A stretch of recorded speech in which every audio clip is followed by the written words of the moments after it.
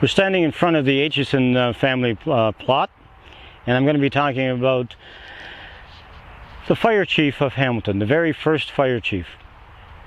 Now, on the tombstone, it doesn't say fire chief, it says chief engineer.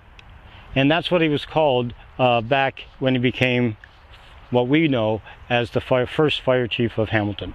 He started out with the fire department as a lantern carrier, and it was a volunteer system at the time. He was approached to become further up and become the chief engineer because he was trained as an electrician, and so he had ideas that he gave to the guys in charge. So they gave him the first chief engineer job, and he went to the city and said, let's eliminate the volunteerism and make it a paid position. All the volunteers would become a fireman. And so the city said yes, and that became the very first fire department in Ontario. Because he was an electrician, he had a need for speed, and he could implement his training to the fire department.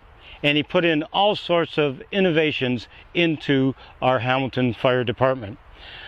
The iconic brass pole, he brings that to Hamilton for the very first time. There's a hole in the floor where the guys would be on the second floor, and when the fire happened, they could zip through the floor and not need an elevator. They just wrap their arms around the pole and slide all the way down.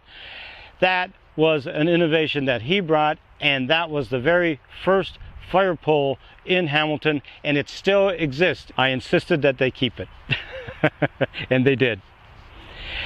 Well, he had another need for speed, and his idea was if the men could get to a fire faster, the idea is that they could put out the property and save lives. And the problem with the horses was they had to be saddled before they could get the units to the fire.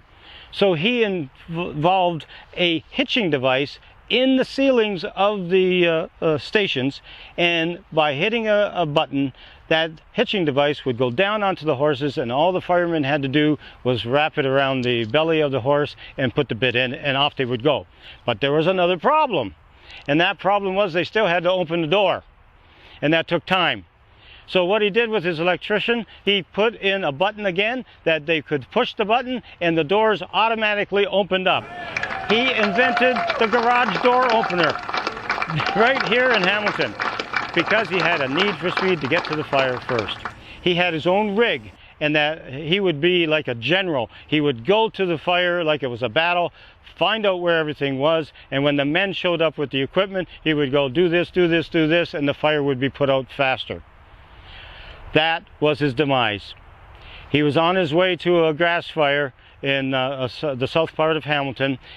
He had a collision in the intersection of John and King Street. He was thrown from his rig, and he hit his head on the Sir John A. Macdonald statue that was in the middle of the intersection, killing him instantly.